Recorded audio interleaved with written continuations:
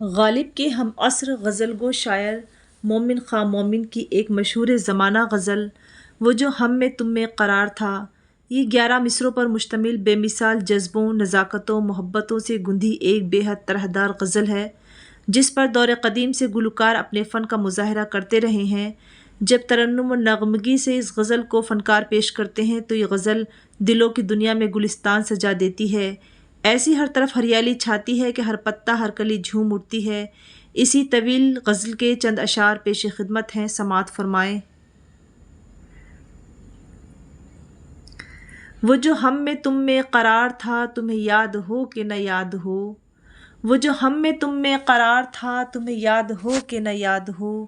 وہی یعنی وعدہ نباہ کا، تمہیں یاد ہو کہ نہ یاد ہو۔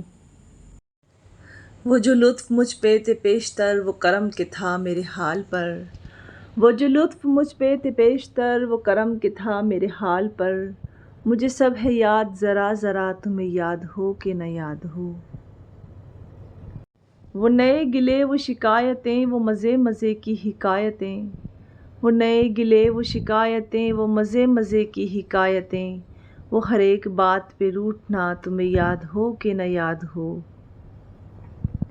کوئی بات ایسی اگر ہوئی کہ تمہارے جی کو بری لگی، کوئی بات ایسی اگر ہوئی کہ تمہارے جی کو بری لگی، تو بیاں سے پہلے ہی بھولنا، تمہیں یاد ہو کہ نہ یاد ہو۔